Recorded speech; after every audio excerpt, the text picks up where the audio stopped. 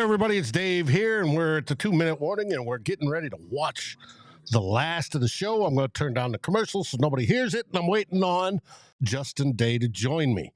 Justin's planning on joining me, and there's Jonas Stark in the green room already. I will bring him on momentarily. I've got to finish getting set up. I want to welcome everybody here who's watching. That is a great thing. And yes, Wang, you are first. And there's Mary. Hello, beautiful Mary. Now we're going to switch to the 2-person double. And right now we are seeing myself twice. Ooh, that's scary. Let me move that out of the way so I can load up Jonas Stark. Jonas Stark, if you don't remember, joined us last year. He was... He's out of Germany, a great Vikings fan, and he absolutely loves to talk about football. Hey there, Jonas. How you doing, buddy? And why am I not hearing you, Jonas? I do not hear you at all. You got to come in. Not hearing you one little bit. And that's not good. No. Not hearing you so far, Jonas. Try to work on that, replug it in, reboot, do whatever. Still not hearing you. We're only in commercial. But how do you, in the remarks, think this game is going? Why does it feel like we should be winning by a lot more than we are right now? That's what I'd like to know. It's not going well so far. I still can't hear you. I can't hear you. You can obviously hear me, but I'm not hearing you. Bucks not getting the top pick if they play like, no, they're not. Expect Arizona to do that there, Dan. I fully expect Arizona to do that, not the Bucks. I thank you for all the likes so far. We've got 6 of them, and that is great. And I'm going to bring in Justin here momentarily. Let me get this set up on the 3rd screen. Bada boom, bada bing. We got to get everybody back to set up. Yes. It's that time. First time we've done this show, so we're going to make it as good as we can. I'm going to throw Justin in the middle. Can I hear you, Jonas? I hope so. Yes, it worked. Finally. Yeah. Finally. Outstanding. And then we got Mr. Justin Day in the center screen, and the game is back. Good night, ladies and gentlemen. Good night. Yeah. No, I'm on network. I'm ahead of you. So, are you? Well, feel free to spoil. Yep. I say, good night, ladies and gentlemen. Ball game. First down. Shit. I don't want to hear that. That sucks. Well, I can tell you lies. What's up, Jonas? How you doing? Yeah, I'm fine. I finally got my setup right. I had the wrong microphone plugged in. I have a headset where I can put a microphone in, and it had that one which I plugged out, and I use this one, and it's now set up. So Jonas, as I said, I told everybody you're in Germany. How many hours ahead are you from the central time zone? I think it's 7 hours. The game's over. Should be. 7 hours. Yeah, and we've got minute 50 left of what I'm seeing. Yeah, they're just kneeling it out. Damn it. I'm gonna go into the studio and go on the computer, Dave. So kick me out and I'll come right back. I'll see you in a bit. We're waiting on Tyler and Darren as well. They should be showing up. We're not seeing it. Miss Mary says this hurts. Mary, it's game 1, and now we're in 2nd place, tied for 2nd, actually 3rd place. Could be 4th if there's a tie in the next game, but we'll see. And there's the expression, some guy shaking his head on the sideline, yes, in the stands. 6-3 and outs. What are we doing? Yes. No, I have a hard time saying that. Nayaneta, good to see you. Yes, and that was the Achilles heel of last season as well, if you remember correctly. It was bad. Dan saying this game is exactly what we need to point to building in the trenches. Dan? There was some bad offensive line play today. I agree. I don't know how much of it was the players. There's some of it. I'm not saying there wasn't. And how much was play calls and execution. And that's the game, folks. Vikings lose. Vikings lose. Not a great way to open your season. Jonas, tell us about how you represent the Minnesota Vikings over in Germany. Yeah, we just had a meeting of our fan club like a few weeks ago. I think it was like 3 or 4 weeks ago. Yeah, last week we had the first. We recorded the first podcast for this season, but yeah, it just sucks right now. It's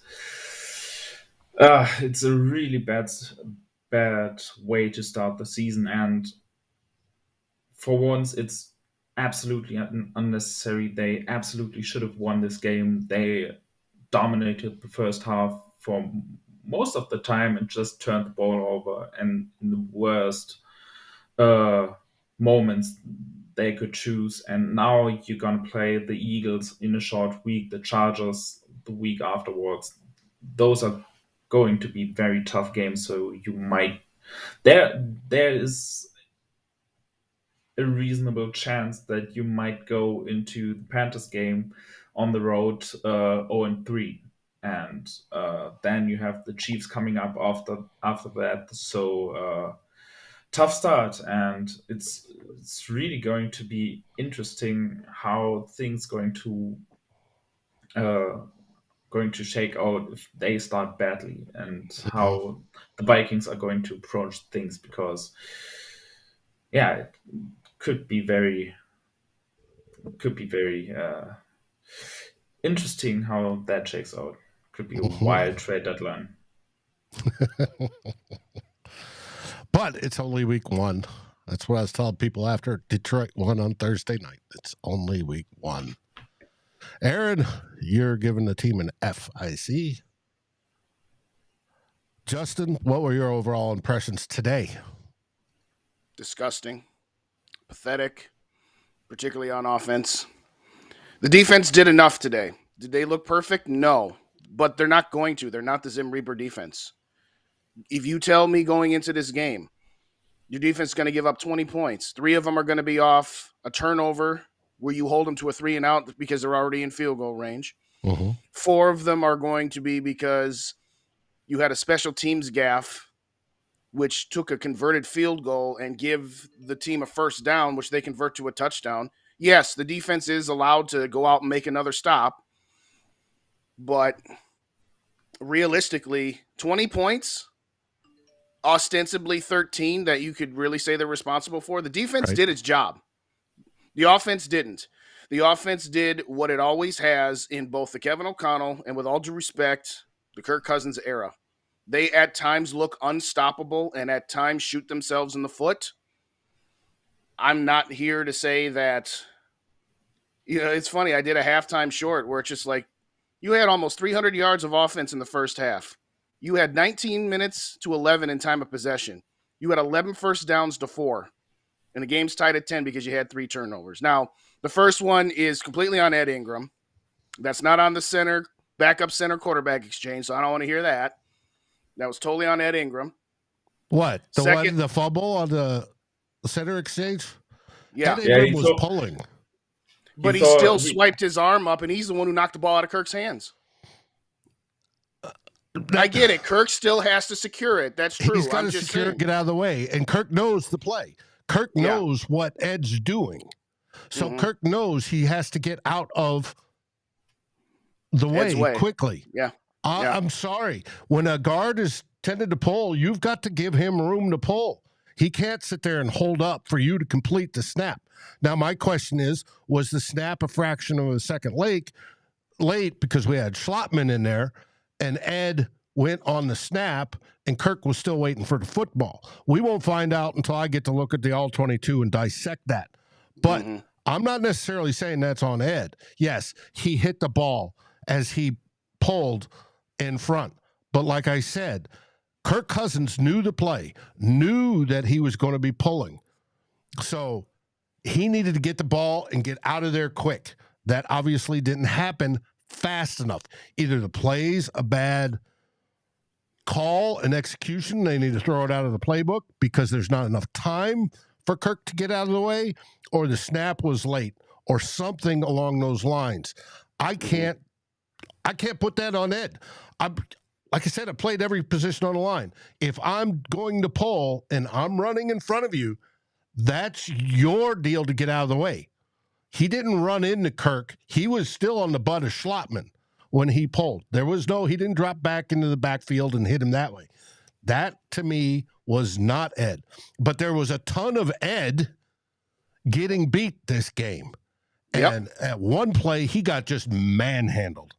And for a guy as big as he was, you don't get manhandled like that. That's an embarrassment.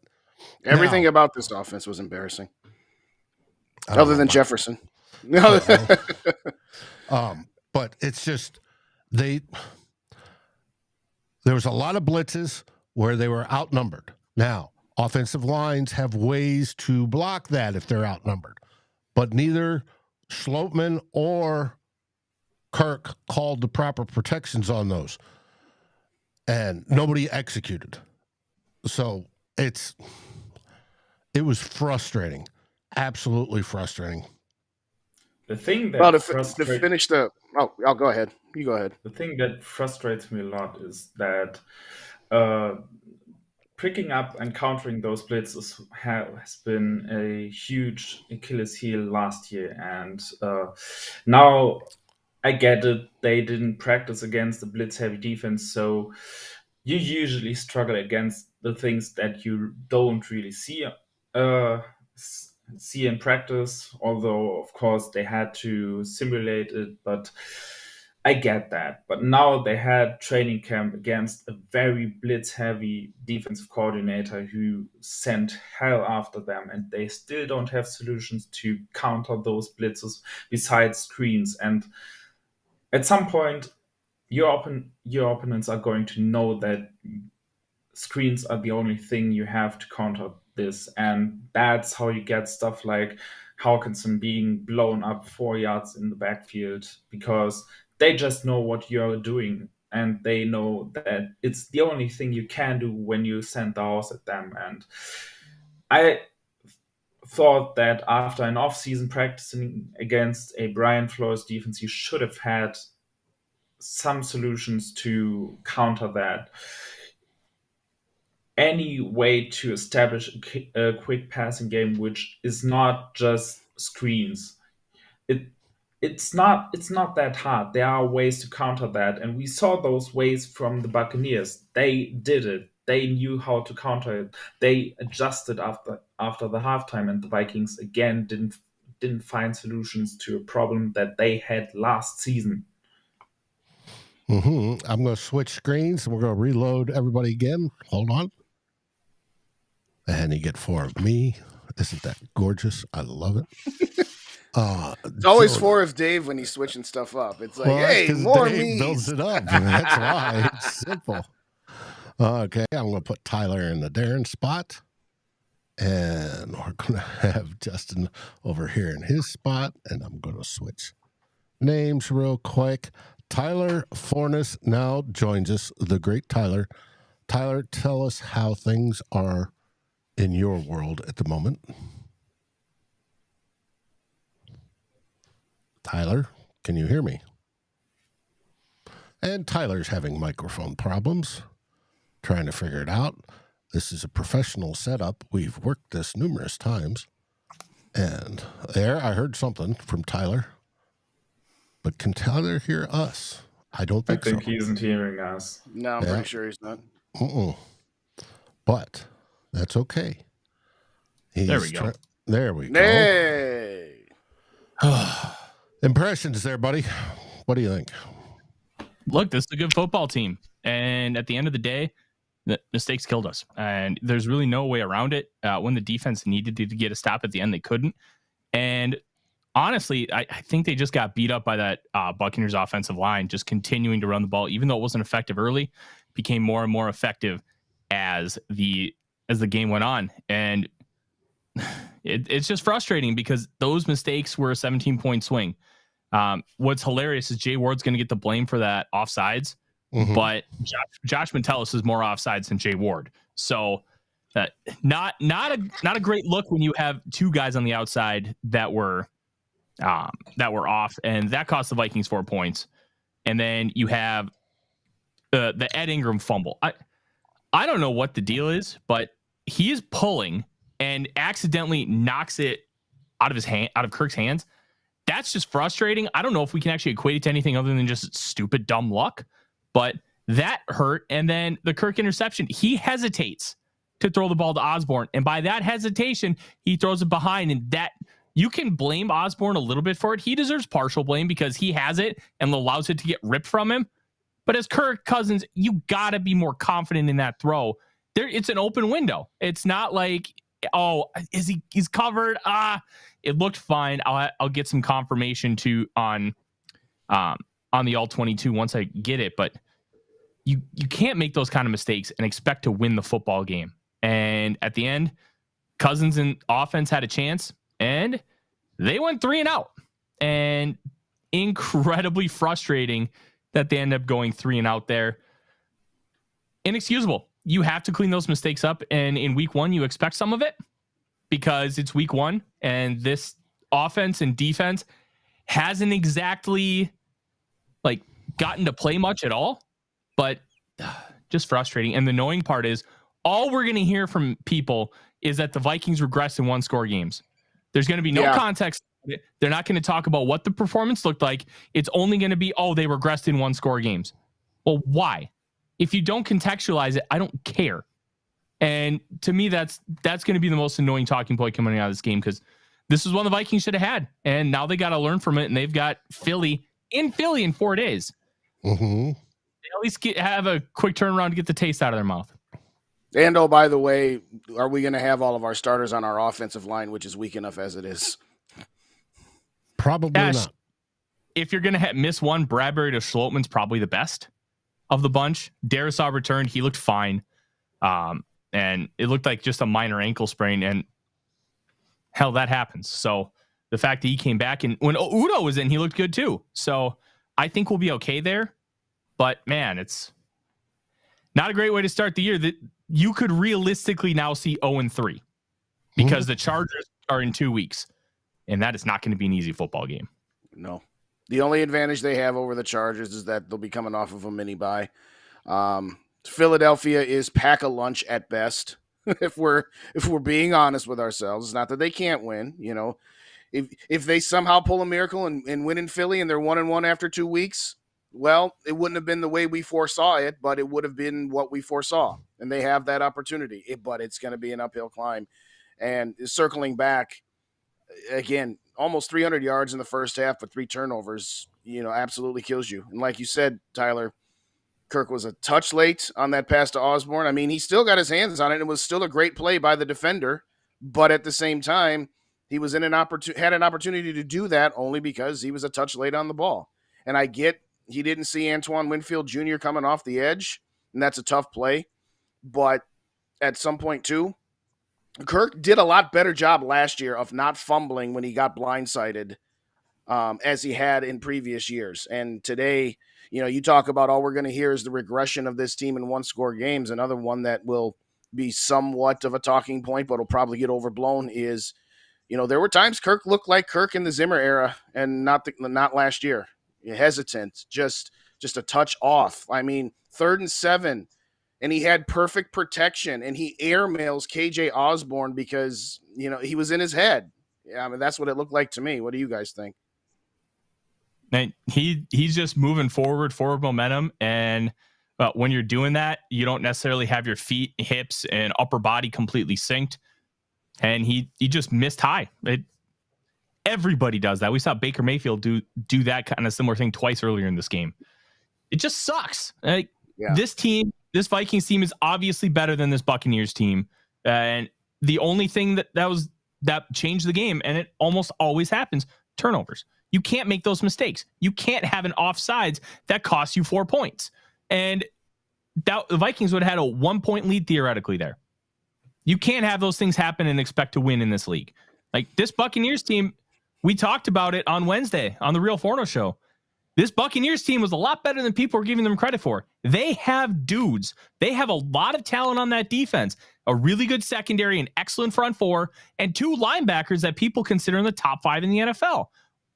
You can't make those kinds of mistakes. And Baker Mayfield's a wild card. The dude was the number 1 overall pick, and he's had really, really good performances. You saw gutting out performance from Baker Mayfield, which is kind of his specialty, and they figured out a way to win because of the mistakes.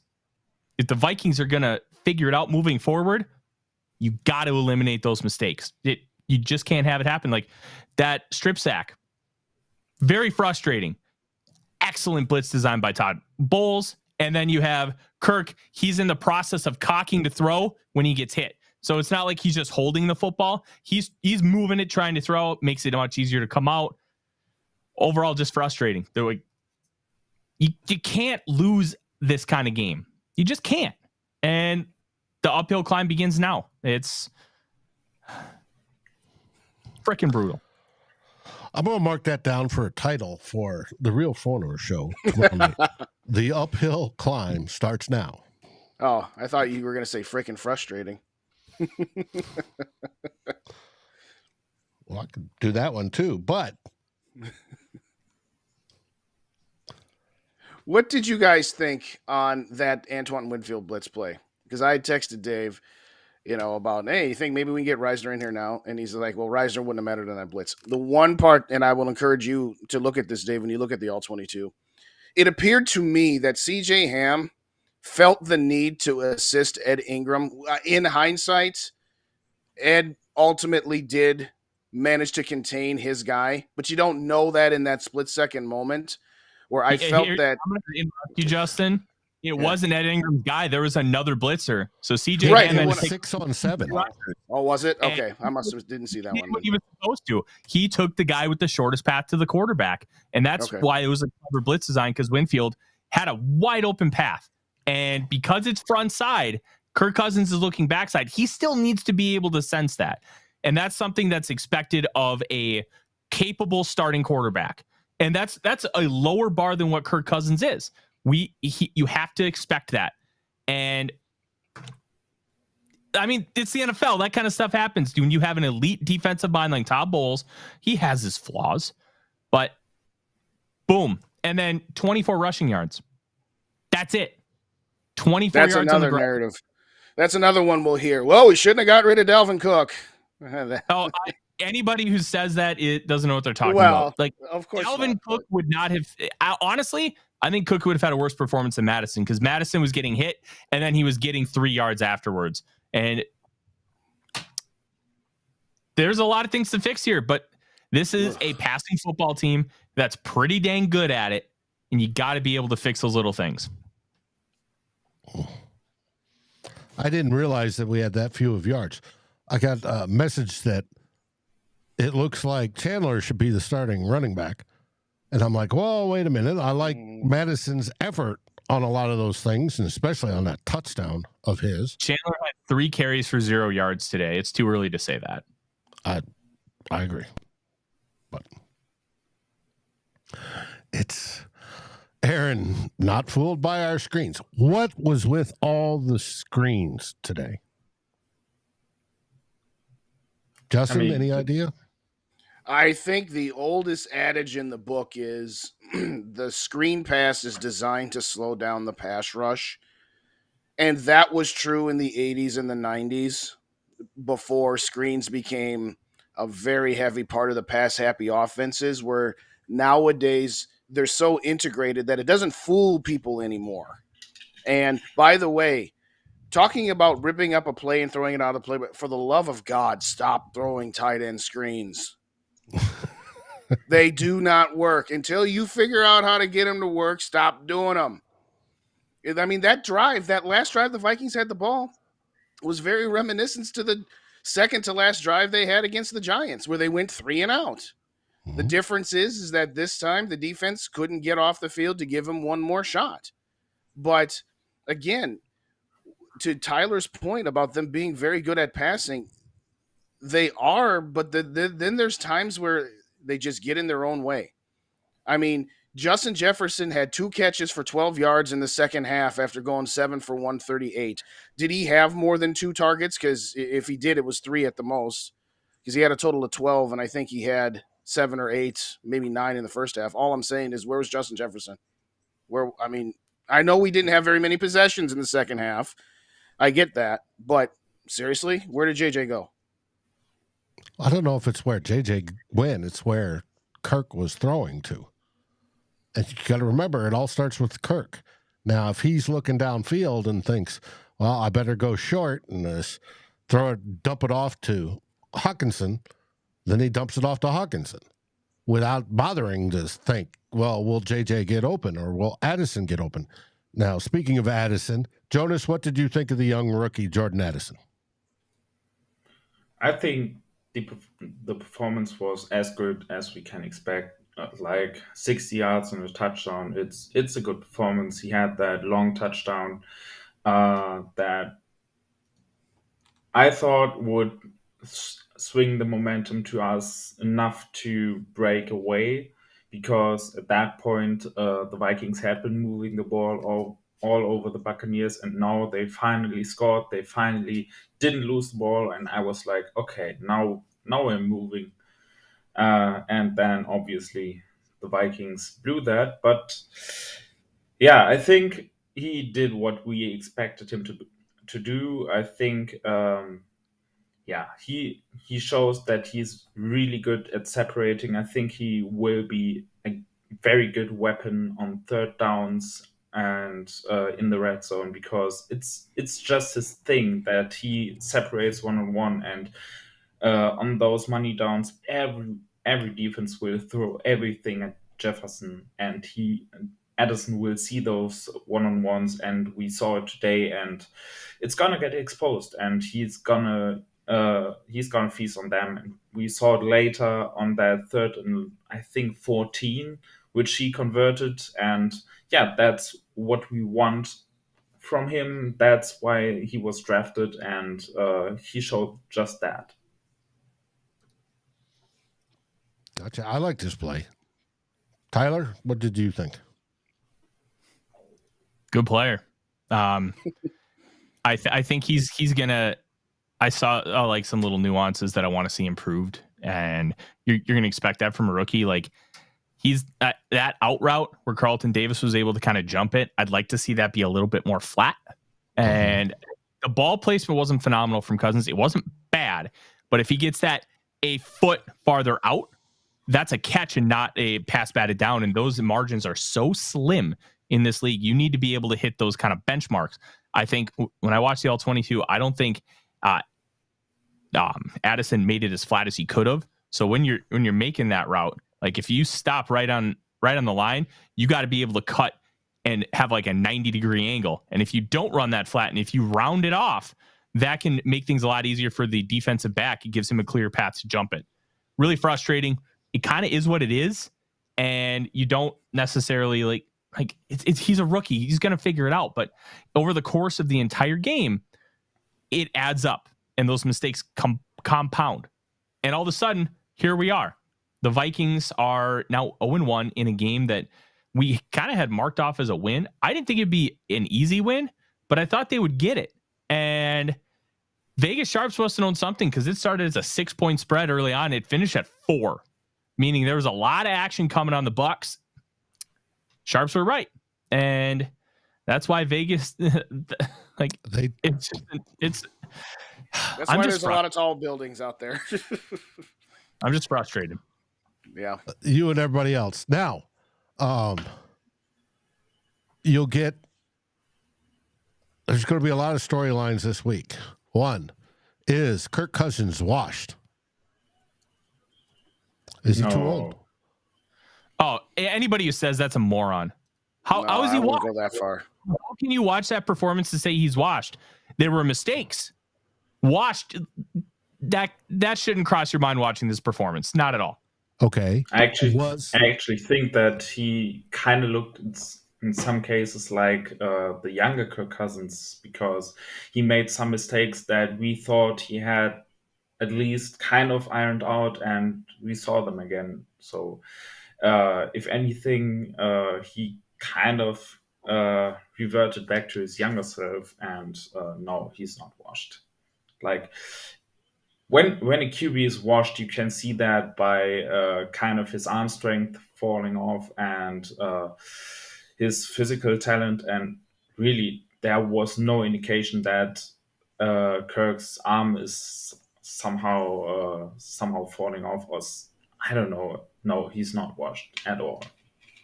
Was the offense rusty for not playing in the preseason? 100%. The defense was too, but at the end of the day, so was the Bucs unit. You could tell Baker was not comfortable at the beginning of that football game. He struggled. And week 1, weird stuff happens. The Colts were up on the Jaguars in the fourth quarter today. Yeah, the Colts. The Cardinals were up by 3 over the Commanders at halftime.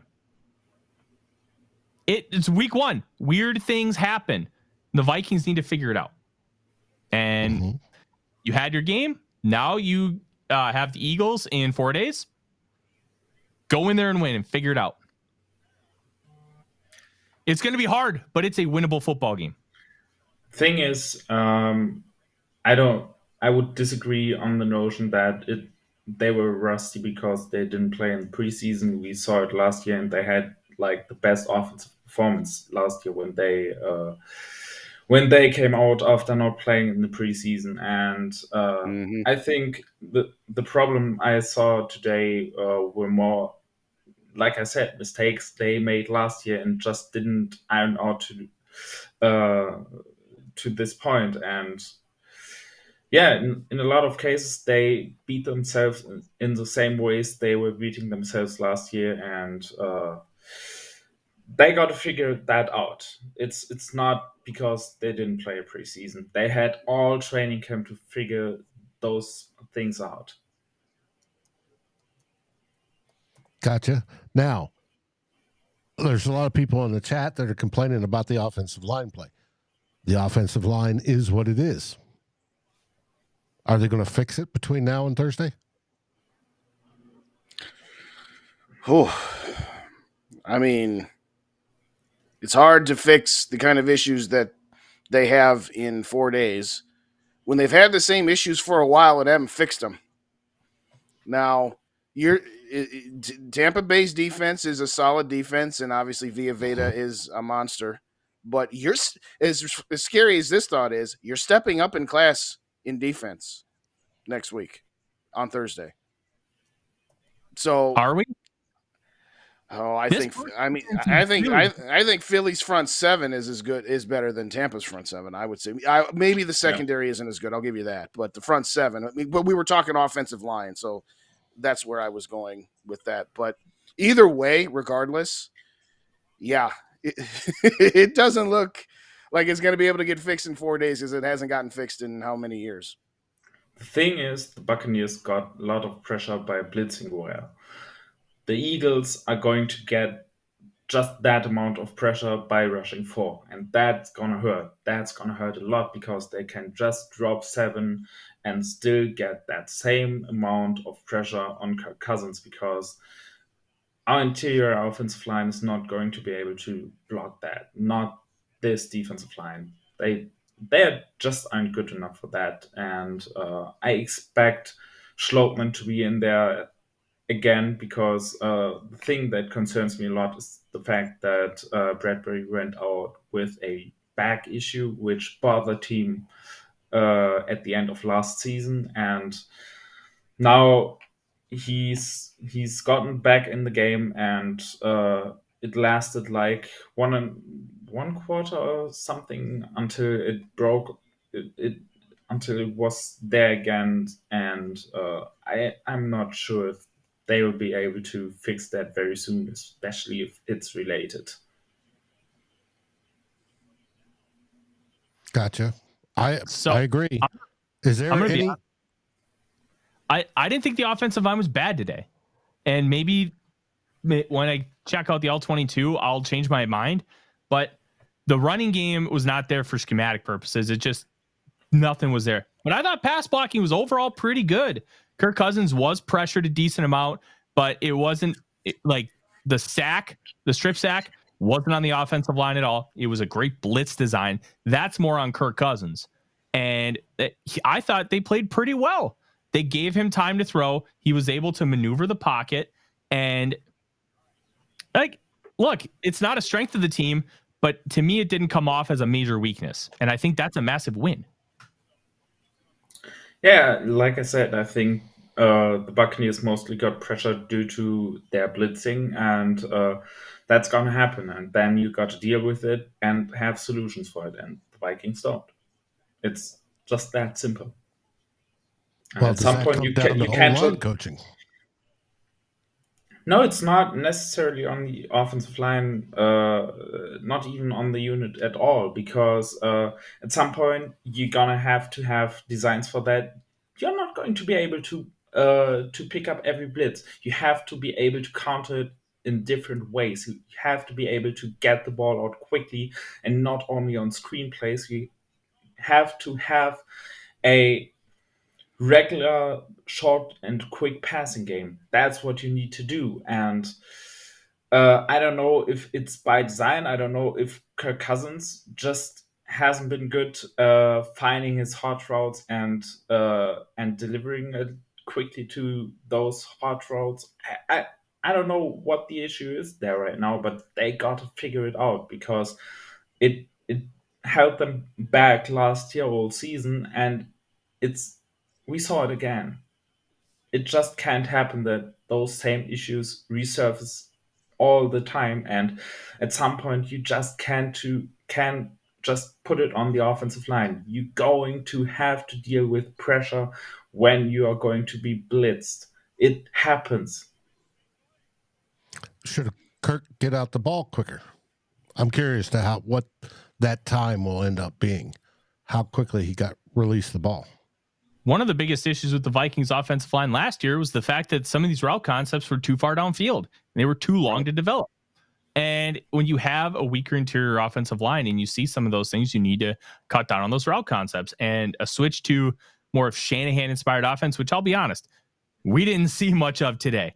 We did not see we saw the 12 personnel, but we did not see the elements of like a Shanahan inspired offense versus what we saw last year with a McVay inspired offense.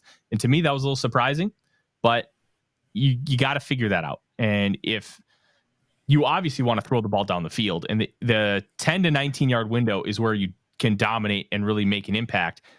But if the interior of that offensive line can't protect for 3 seconds, you got to be careful on how you run that kind of thing, because that's how you get sacks. And that's Kirk Cousins isn't exactly mobile. He's capable enough, but he's not a guy you want to scramble. So they got 4 days to clean stuff up. And if they come out with a dud against the Eagles, we're going to have some real deep conversations about where this team is. I think two things. One, we've always heard that adage that quarterbacks like Peyton Manning and Tom Brady at times might make their offensive lines look better because of some of the things they're capable of doing. And I proclaim that maybe the inverse of that is true, that for all of Kirk Cousins' strengths, his glaring weakness is that he makes his offensive lines look worse than they might be. I don't know how much stock you put into it, but it's just a thought. But I guess my question would be, how is it that in the first half, aside from the turnovers, there were so many big and explosive plays? I get it. The other team's going to adjust and do different things, but did they not blitz at all in the first half? And then they just said, okay, we're going to start blitzing. I mean, what can the Vikings take away, and what can they say? All right, this is what worked in the first half against concepts that they were doing, and then this is what wasn't working. Because to me, I would feel a lot better if it wasn't so one or the other. It's always so one-sided with this team. They look like all last year, first quarter and fourth quarter, they look totally different than second and third. What was different? Was it exclusively what Tampa Bay was doing? Was it different play calling? I mean, we saw a lot of rollouts in the first half. We saw a great two-man concept with that Jordan Addison touchdown where, again, it was a zone 4 quarters coverage, and everybody went towards JJ, and then Addison was wide open. I mean, what's different? How is it that you can't bottle that up to 4 quarters, I guess would be my question to the panel, because it's mind-boggling to me. Al. Here's the way I look at it. We got out-adjusted. The Buccaneers made better adjustments than we did, and sometimes that happens. And now you got to go to the drawing board and figure out why. I think that's the simplest way to put it. It's annoying as hell, but sometimes, like Todd Bowles, he's been around the block. He is a very good football coach, and the adjustments that they made on defense really figured out Justin Jefferson, and they made things a lot easier for them and a lot more difficult on the Vikings. Kevin O'Connell's got to figure out how he's going to be better at adjusting, because it didn't work. And like some things like tight end screens can be good, but you have to have these guys really crash upfield more, because that's when you get a tight end screen and that's when it goes for X amount of yards. But some of his play calling was, I think, a little bit suspect. The execution of some of the plays that were supposed to work was not good. They struggle with Bowles' adjustments, and I don't know. Should Kevin O'Connell turn over the play calling to Wes Phillips? No, I think that's too much of an overreaction. He was a good play caller last year, and every play caller has bad games. And I don't even necessarily think he had a bad game. His adjustments were fine. They weren't phenomenal. And Bowles was just better. Sarah, you and my daughter would get along. She was screaming your sentiments during the entire game today. KOC's outcoached. Thing is, you mentioned that difference between the Shannon and the McVay versions styles of those offenses, and the thing that makes Shannon's offense so good is that it just has a very high floor. Even if things don't go well, there are some things they just can't fall back on, and it works. And nobody really can take that floor from this offense. And this is what the Vikings have to figure out. And I think some of the offseason acquisitions were just bought in to do that.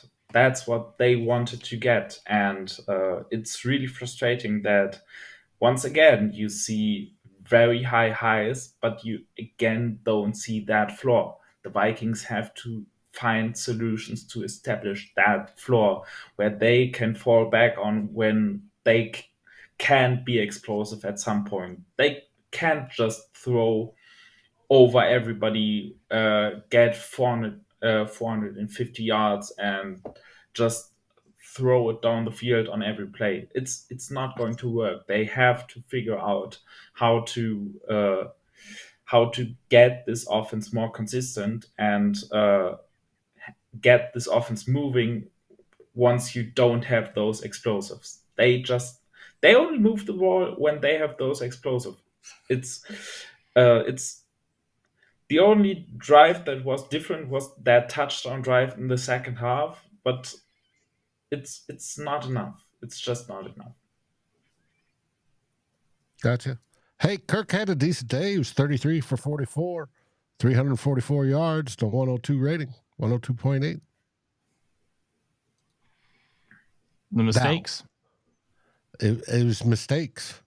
Well, there's bad play calling, and yes, KOC calls the plays for, I think it was Freddie was asking, or who was asking about that. KOC calls the plays. Wes Phillips did during the last couple of preseason games, but that's to get him experience. KOC calls the plays. Now, that was decent. I mean, Alexander Madison was 11 for 34 for a 3.1. Ty Chandler was 3 for 0 officially.